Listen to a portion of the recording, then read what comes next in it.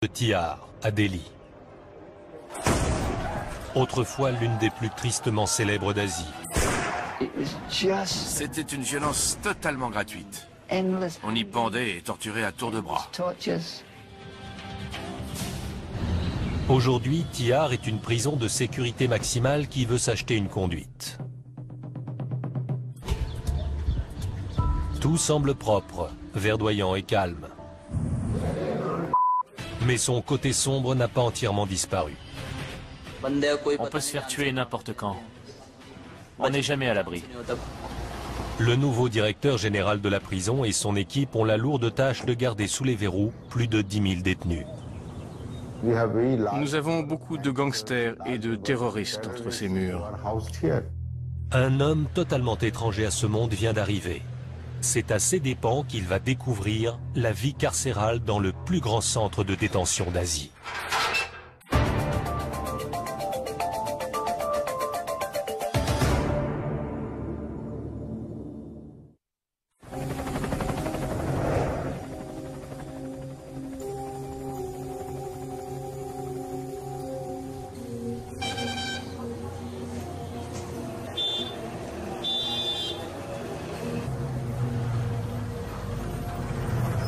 Chaque jour, l'un après l'autre, les fourgons cellulaires déversent leur flot de prisonniers.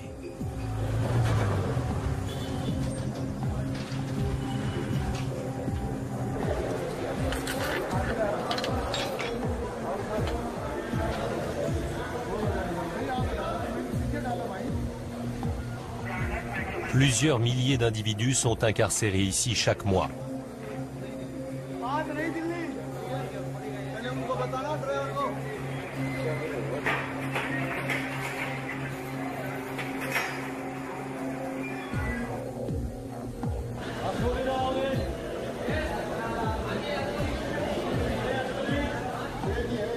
Ashir Kumar n'a encore jamais fait de prison. Arrêté pour violence conjugale et non-paiement de la pension alimentaire, il a été envoyé ici par le juge, directement du tribunal. Non. Ashir Kumar. Nom du père. Shri Arun Kumar. Métier. Je suis dans les jeux vidéo. Des cicatrices. Celle-ci. Une autre. Sur le front. Une fois les formulaires d'entrée remplis, un bilan de santé permet de détecter les maladies requérant des soins. Des addictions? Oui, docteur. Lesquelles? Alcool et cigarettes.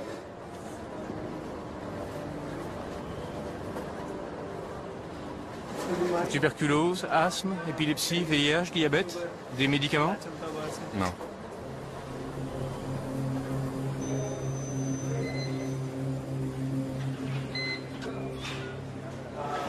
Ouvrez la bouche. Comme tous les nouveaux arrivants depuis l'ouverture de la prison en 1958, Ashir subit une fouille au corps complète avant d'être dirigé vers son bloc. J'ai déjà entendu parler de Tihar. Mais c'est ma première incarcération. J'ai un peu peur, je ne sais pas à quel genre de gens je vais avoir affaire.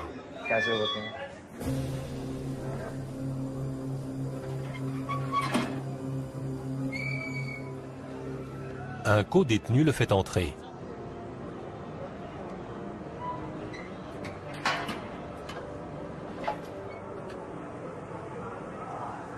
Comme le prévoit le système judiciaire indien, Ashir, dont la prochaine comparution devant le tribunal est prévue dans un mois, a été mis en détention provisoire. En attendant, il va devoir s'habituer à son nouveau domicile.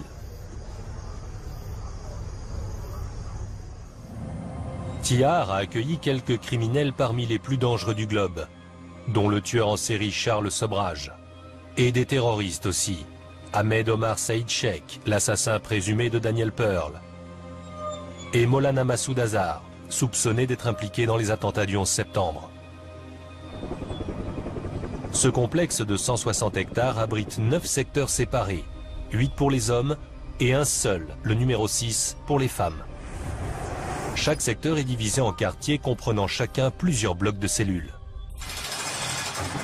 Plus de 10 000 prisonniers s'entassent entre ces murs, ce qui fait de Tihar l'une des plus grandes prisons du monde. Violeurs, terroristes, assassins, trafiquants de drogue et chefs de gang se mêlent aux petits délinquants et aux criminels en col blanc. Pour les 700 employés, chaque nouvelle journée apporte son lot de difficultés. Le directeur général de la prison, Brijesh Kumar Gupta, a travaillé 35 ans dans la police indienne, d'abord comme chef de la brigade criminelle de Delhi, puis dans le service de sécurité du Premier ministre. Depuis la salle de contrôle, il assiste à l'agression d'un gardien par un détenu. Les policiers de la TSP, la force spéciale du Tamil Nadu, refusent d'intervenir. Pourquoi ils ne bougent pas? Ils sont plusieurs.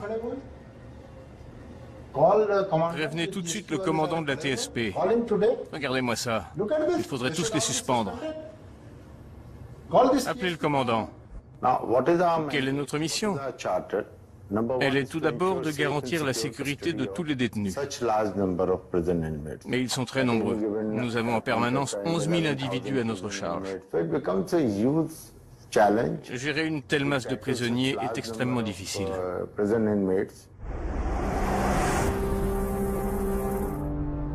Dans le secteur numéro 3, Achir commence sa vie de détenu.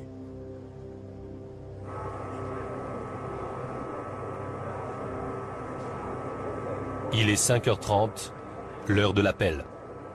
Debout là-dedans!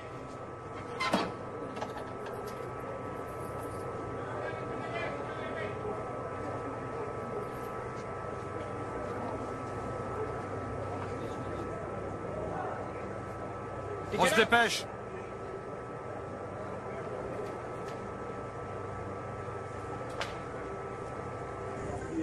Pour Achir, cette première nuit a été particulièrement éprouvante.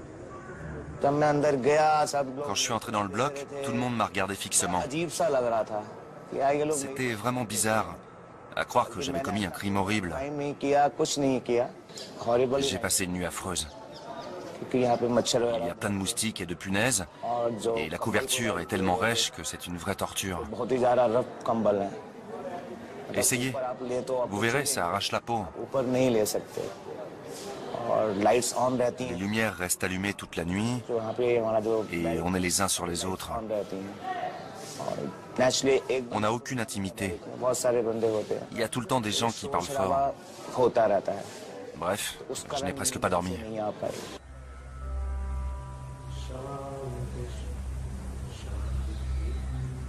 Heureusement pour Achir, l'administration pénitentiaire propose différentes activités de soutien pour les détenus.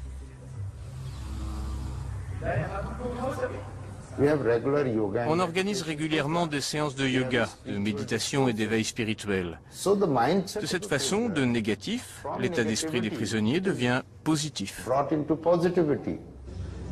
Les pelouses de la prison offrent aux détenus qui le souhaitent le calme nécessaire à la méditation.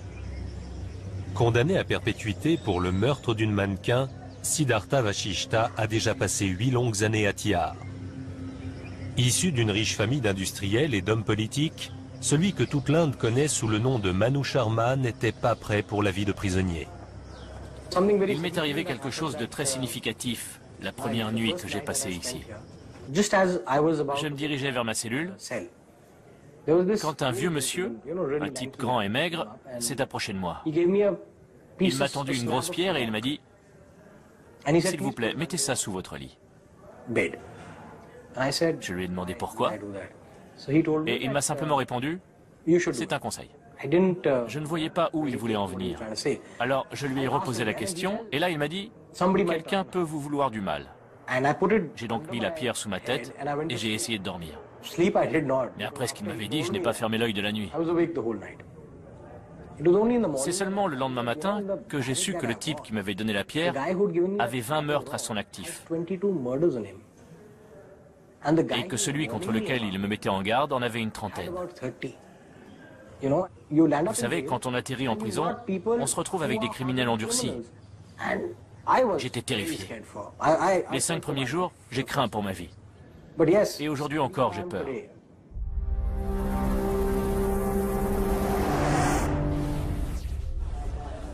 Dans le secteur 3, le Britannique Edward Joseph Ellis, arrêté pour possession de drogue, a passé 7 ans et demi à Tyar.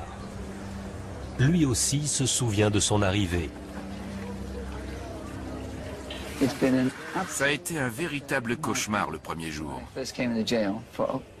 On m'a emmené au bloc, c'était en pleine nuit.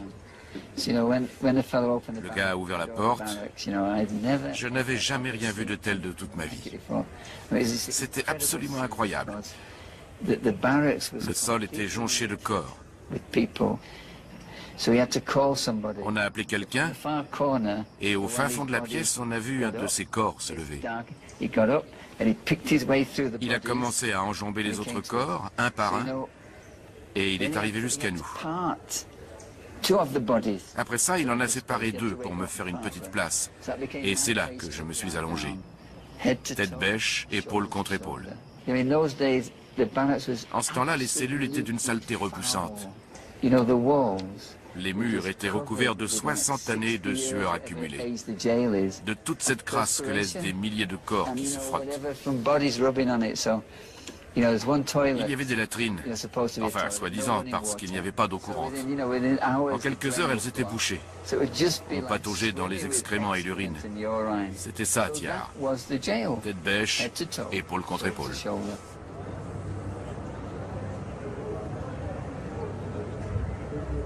L'adaptation aux conditions de vie de la prison ne s'est pas faite sans mal.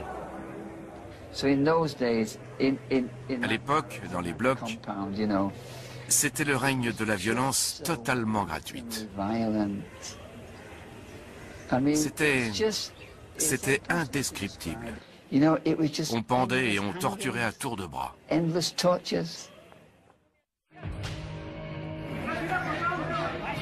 À Tyar, la violence est omniprésente.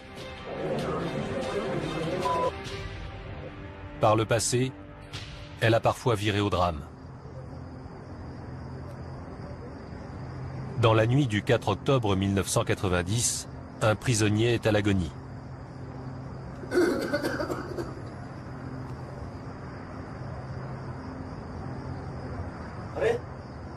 Il va très mal. S'il vous plaît, il faut absolument appeler un docteur. Ça fait 2 heures qu'on attend. Il est où le médecin? Quelqu'un a appelé le médecin?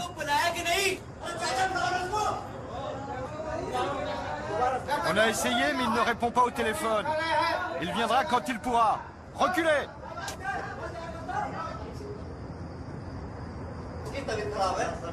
Le malade est au plus mal. Et toujours pas de médecin en vue.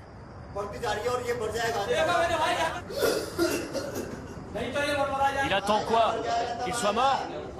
Il va crever, c'est sûr.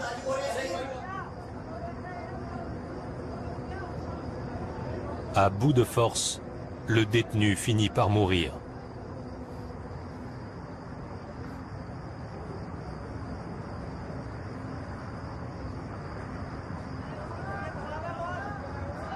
La situation peut dégénérer à tout instant. La tension monte.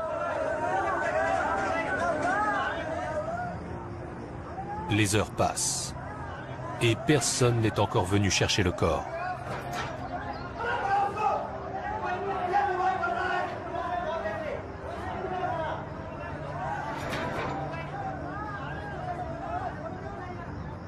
Le lendemain matin, la situation est devenue explosive.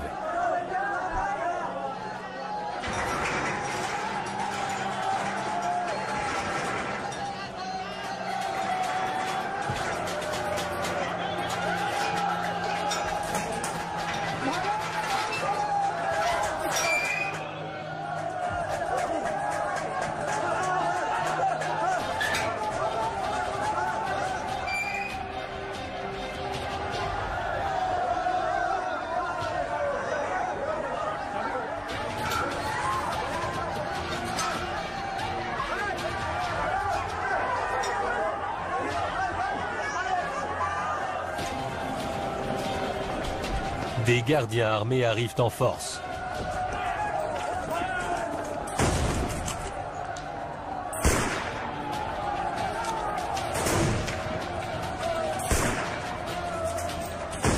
les prisonniers transforment les bonbonnes de gaz en bombes. Les représailles ne se font pas attendre.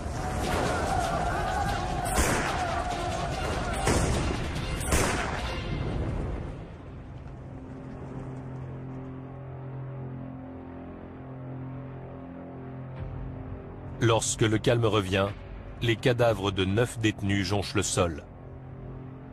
C'était il y a longtemps. Il y a eu une émeute et des gens ont été tués. Ça s'est passé vers 1990. Depuis 4 ans, touchons du bois, personne ne s'est évadé. La prison est considérée comme très sûre, du fait de sa configuration particulière et de sa très grande superficie.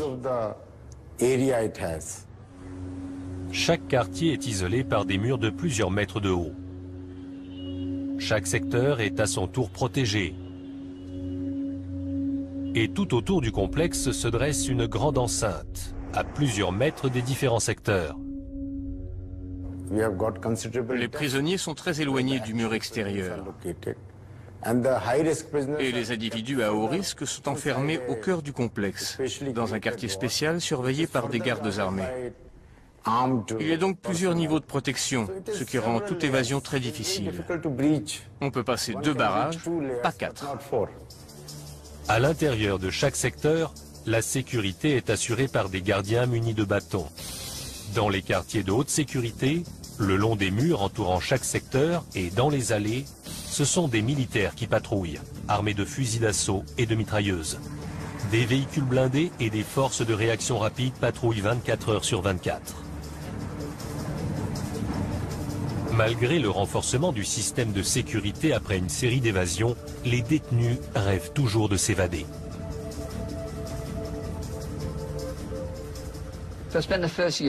J'ai passé la première année à chercher un moyen de sortir d'ici.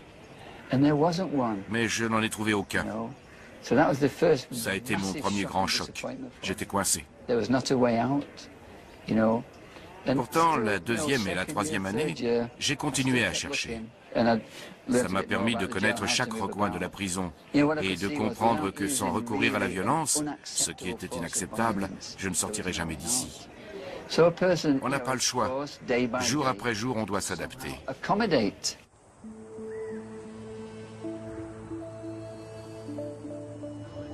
Toujours dans le secteur 3, mais dans un autre quartier, Achir s'habitue à sa nouvelle vie.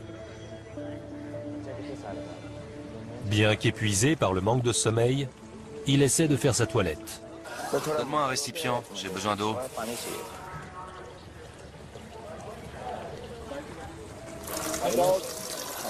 J'étais là avant. Je me lave le visage. Tu dois faire la queue. Ok.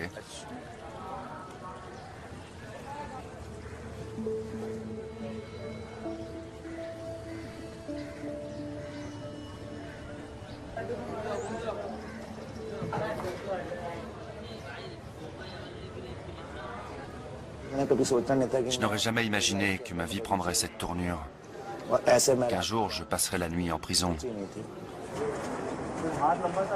Comme Achir, environ 80% des détenus passent actuellement en jugement dans différents tribunaux de Delhi et attendent ici la fin de la procédure. Jusqu'à 14 000 individus peuvent ainsi s'entasser à Tihar, dont la capacité d'accueil est théoriquement limitée à 5 200 prisonniers. La surpopulation nous pose de sérieux problèmes. Quand tout est prévu pour accueillir quelques 6 000 détenus et qu'ils sont 12 000, vous imaginez les conséquences. Tout devient ingérable. Le système de sécurité, les visites extérieures, l'approvisionnement en eau, en électricité, la nourriture, les installations médicales. On est dépassé.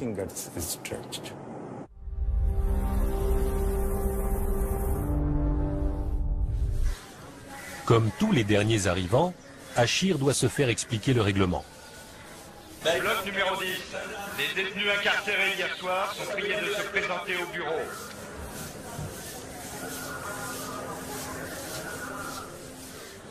Entrez. C'est moi le responsable ici. En cas de problème, vous venez me voir. L'un de vous a déjà fait de la prison, quelque part? Non. Pas du tout. Vos familles, elles sont au courant? J'ai envoyé un SMS. Écoutez bien toutes les annonces. C'est à vous de savoir que vous avez été appelé, pas à moi. Et surtout, vous n'êtes pas autorisé à sortir de ce quartier. Le déjeuner est servi à midi.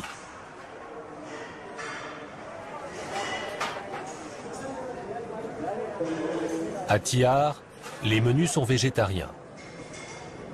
Chaque jour, les détenus préparent 3 repas, plus quelques encas, pour 11 000 personnes. Le travail est obligatoire pour tous les condamnés à des peines de prison ferme, mais facultatif pour ceux qui sont en préventive. Tihar fonctionne donc en partie grâce à ces détenus. Nous avons un programme éducatif qui est géré par les prisonniers et aussi une usine dans le secteur 2, dont le chiffre d'affaires s'élève à 180 millions de roupies.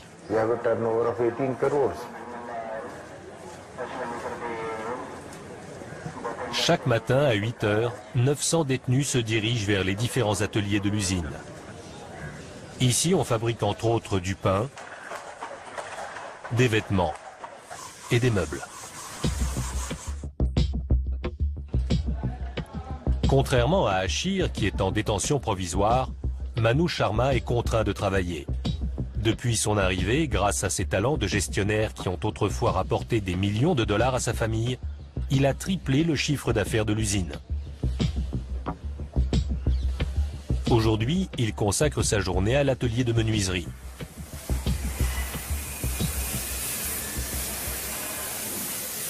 Kembaï, Oui, tu as combien de bureaux? 250 pour aujourd'hui. C'est insuffisant.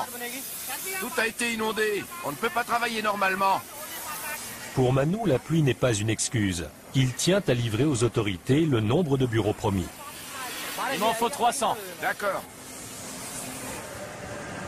La production de biens ne contribue pas seulement au financement de la prison.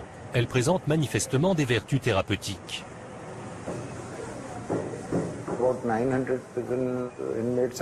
Pendant qu'ils travaillent, ces 900 détenus ont l'esprit occupé. Ça les tient éloignés des mauvaises pensées. À leur arrivée, les gens sont extrêmement négatifs. C'est ce qui explique leur comportement délictueux.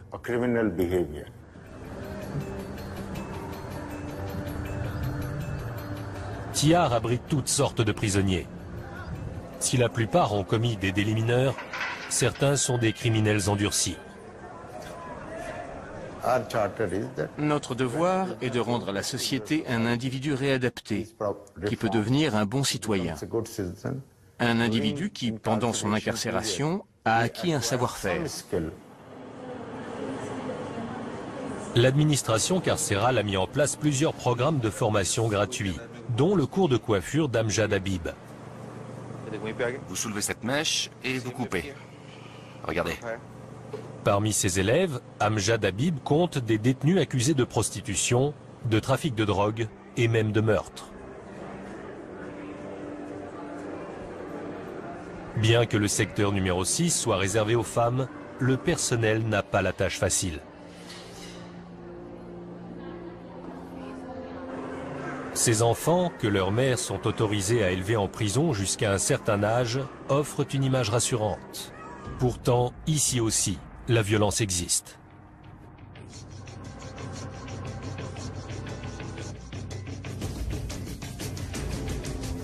Il y a quelques années, une détenue a agressé Renou, la surveillante générale de l'hôpital du secteur 6.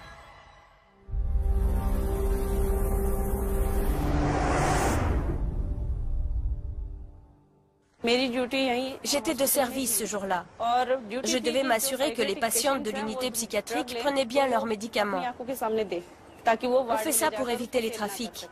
Donc, cette patiente est venue prendre son médicament, mais elle a essayé de le cacher et de sortir avec.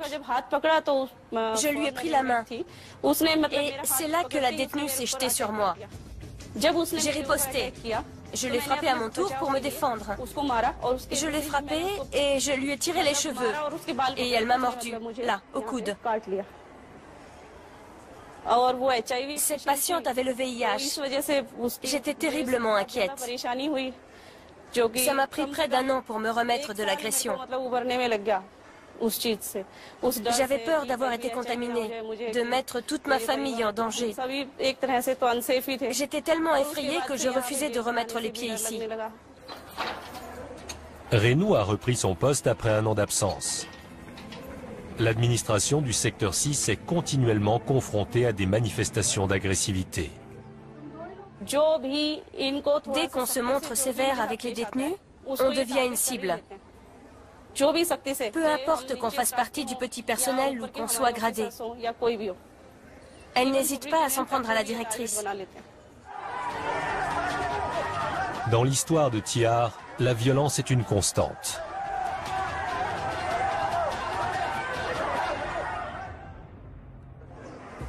Heureusement, la nouvelle politique carcérale prévoit d'éloigner les détenus comme Ashir des plus dangereux criminels. Ashir Kumar, fils d'Arun Kumar. Tu as de la visite. Pour Ashir, c'est une excellente nouvelle. Mon frère est venu avec un ami. Il a sûrement eu mon message d'hier. Ashir a beau être nouveau ici, il a vite capté l'ambiance.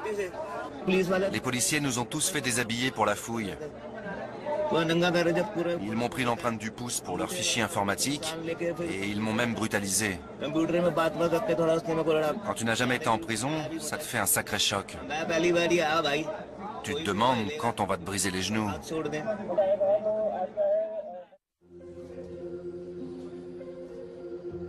Dans sa cellule du secteur 3, Edouard attend la visite de son avocat, venu discuter de la prochaine audience.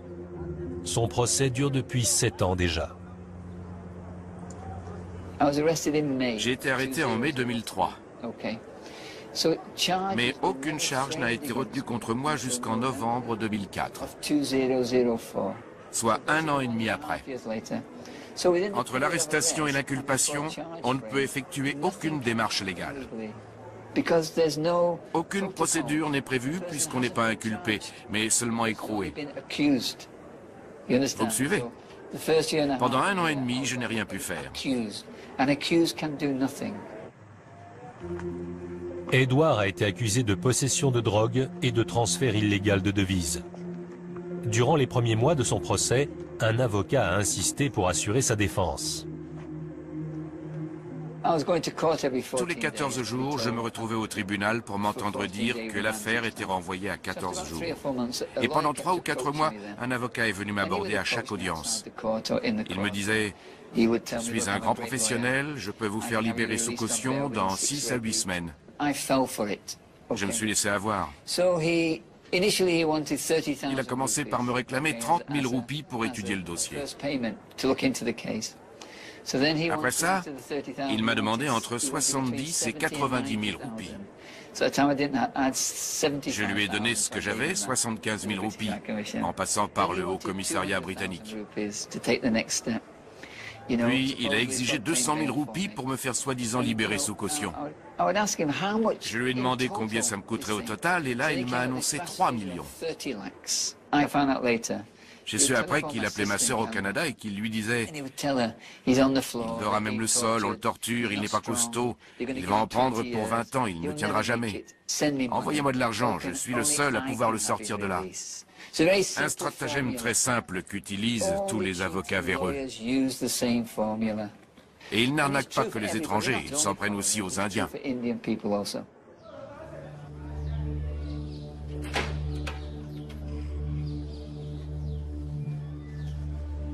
L'actuel avocat d'Edouard, le dernier d'une longue série, arrive à l'heure.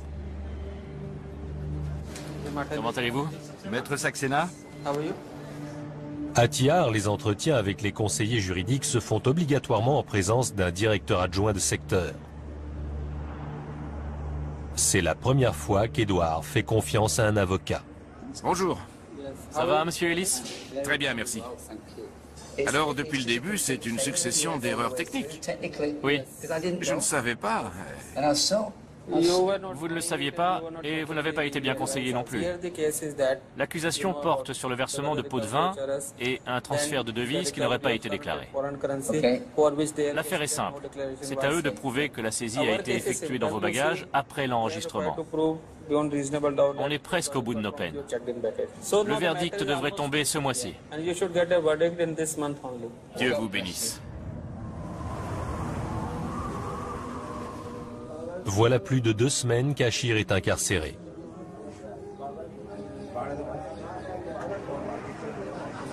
Sa prochaine audience au tribunal est également prévue pour bientôt. Je broie tout le temps du noir. Alors je joue. Au ping-pong par exemple. Ça me calme, ça m'occupe. Mais je suis inquiet pour le 29. Pour le moment, je n'ai aucune idée de ce qui va se passer. Peut-être que la détention provisoire sera prolongée. Tout dépend du juge. Ça me déstabilise un peu tout ça.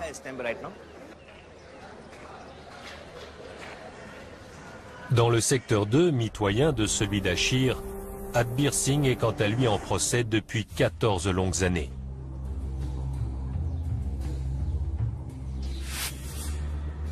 Cet homme a infligé au total 37 coups de couteau à 3 victimes.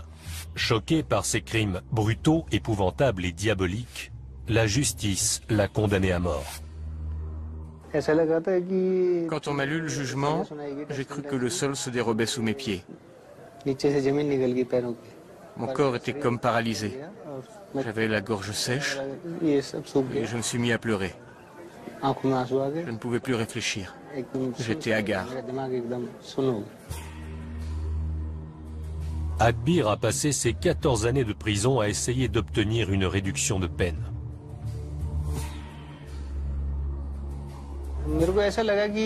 J'ai d'abord fait appel devant la haute cour, dans l'espoir de me faire entendre. Mais ça n'a rien donné. Je me suis alors tourné vers la Cour suprême et la procédure a duré près de 4 ans. J'étais sûr à 100% que ma condamnation à mort serait commuée en peine de prison à perpétuité. Mais à son grand désarroi, la Cour suprême rejette son pourvoi et confirme le verdict. Manoj Dwivedi dirige le secteur 3, où un détenu attend actuellement sa mise à mort.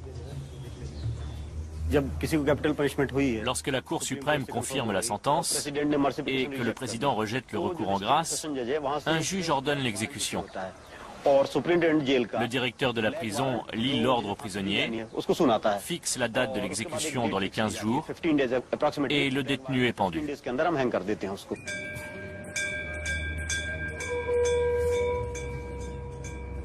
Adbir est bouleversé par l'échec de son appel.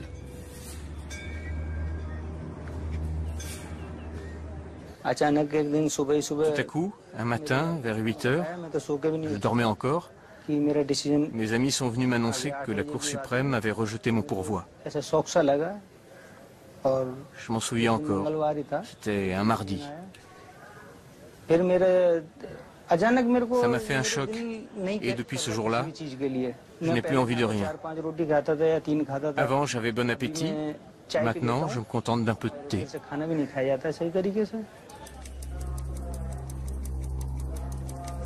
Tous les recours légaux ayant été épuisés, Adbir sait que le compte à rebours risque de commencer bientôt.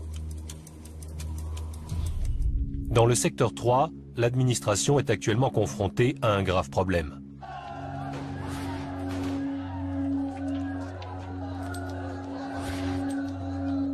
Car la violence a encore frappé. Une guerre de gangs a éclaté et une victime s'est retrouvée à l'hôpital.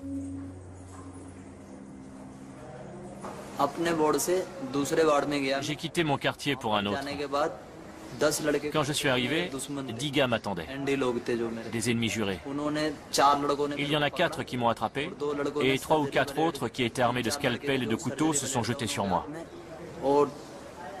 Ils ont commencé par me taillader le dos. Au début, j'ai pu me protéger le visage, mais ils ont fini par me blesser à la joue. Ils m'ont bien lacéré le dos, mais je me suis défendu. Et mon visage n'a pas été trop touché. les détenus savent où et comment se procurer des armes. On trouve tout sur place. Les caïds se dégotent des armes et ils nous les distribuent. Et nous, à notre tour, on approvisionne les autres. Il y a toujours moyen de se débrouiller. Les aiguilles, les lames de rasoir et les bandes de métal, ça sert à faire des couteaux. Les gars se fabriquent des matraques avec des barreaux cassés ou des bouts de tuyaux et ils te démolissent avec. On n'est jamais à l'abri. Manoj Dwivedi a décidé de sévir. Une surprise attend les détenus du quartier numéro 8.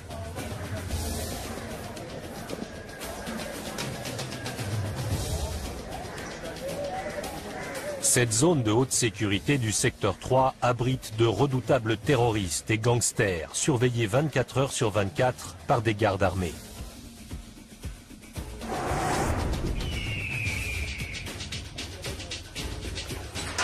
Le directeur ouvre la marche, suivi de plusieurs policiers.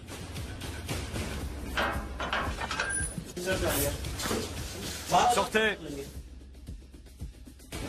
C'est quoi ça? Fouille corporelle. Les autorités sont à l'affût des trafics dangereux. On a nos propres services de renseignement.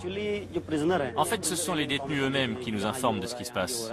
On les surveille de près et de temps en temps, on effectue une fouille surprise. La cellule est passée au peigne fin. C'est du sel?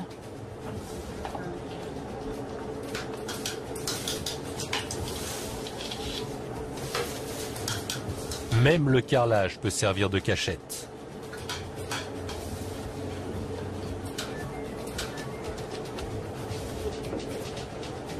C'est quoi? Des herbes médicinales. C'est ok, c'est une demande.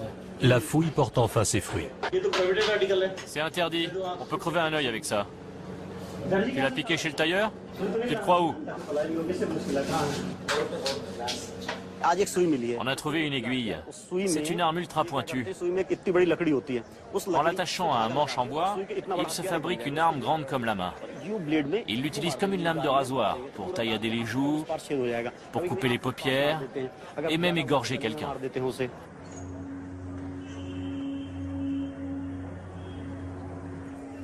Malgré les améliorations de ces dernières années, le travail à Tihar reste très éprouvant.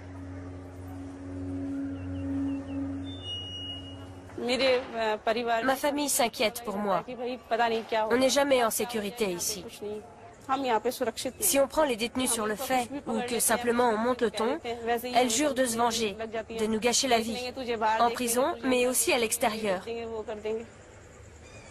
Elles menacent même de nous tuer parfois.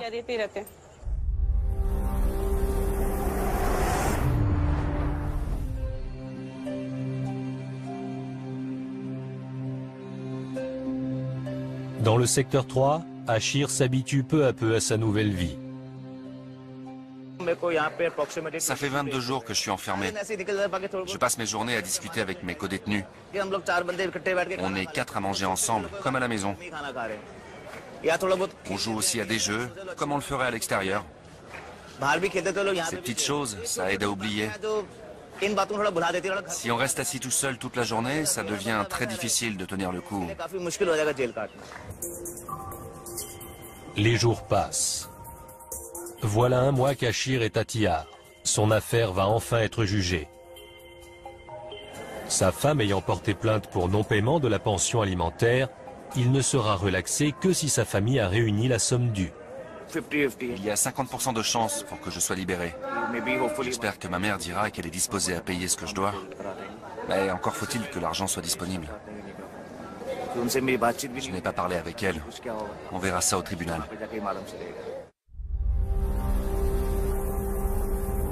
Dans le quartier 5A, Edouard poursuit lui aussi son combat. Mais ce dernier s'annonce ardu, et il le sait. J'en ai peut-être encore pour 1, 2, 3 mois, 1 an, 5 ans, je n'en sais rien. On me dit que c'est bientôt terminé, mais comment savoir? Ça finira quand ça finira. Le moment venu, je sortirai d'ici.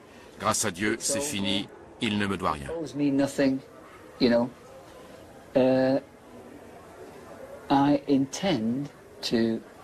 J'ai la ferme intention d'exploiter toutes les voies légales disponibles. Je compte bien obtenir réparation pour mon incarcération ici, pour toutes les horreurs que j'ai eues à subir, et pour les épreuves et les souffrances effroyables endurées par ma famille.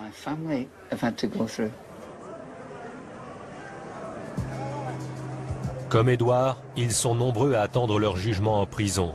Et Tihar se voit contrainte de gérer une population carcérale 2 fois trop importante. Le directeur général, Brijesh Kumar Gupta, supervise les travaux d'agrandissement. Grâce au nouveau complexe, notre problème de surpopulation sera complètement réglé.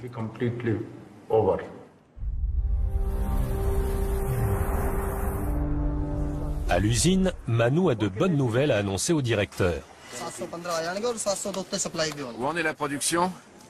On s'était fixé un objectif de 500 pièces, les gars en ont fabriqué 700. Vous allez me transmettre le dossier de tous les concernés. Dès que j'ai la possibilité d'accorder des remises de peine, je le fais. À mon arrivée, on sortait 100, 125 bureaux par jour. Puis ça a été 200, 250, 300. On pensait avoir du mal à atteindre les 500 pièces, et hier, on en a sorti 700. C'est énorme. On a créé une véritable économie parallèle ici.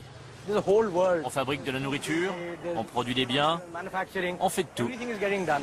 Adbir veut discuter de sa stratégie avec son oncle, accusé dans la même affaire.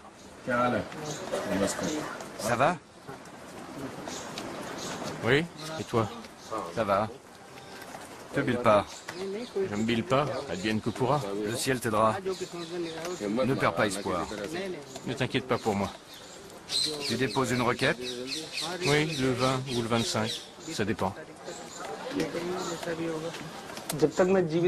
Je m'en voudrais toujours. C'est comme si ma vie s'était arrêtée. Je m'en remets à Dieu. Si je dois vivre, je vivrai. Sinon...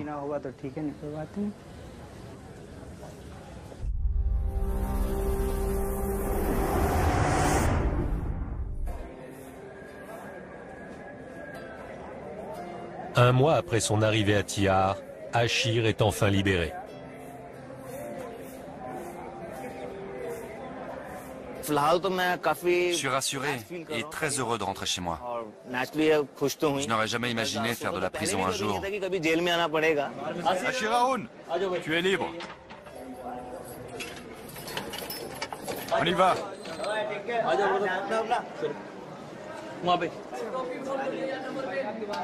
Ne nous oublie pas. Jamais. Non, Ashir Kumar. Nom du père, Shri Arun Kumar. Date d'arrivée, 29 septembre 2010. Le tribunal a ordonné votre relax. Votre empreinte, s'il vous plaît. Je ferai en sorte de ne jamais retourner en prison.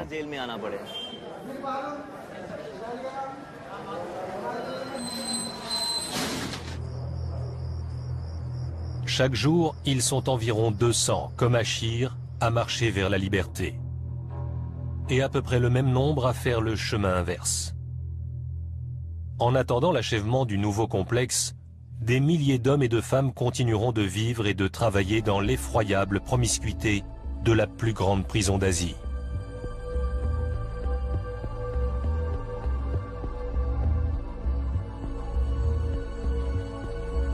Tihar est un monde à elle toute seule, un monde décidément bien à part.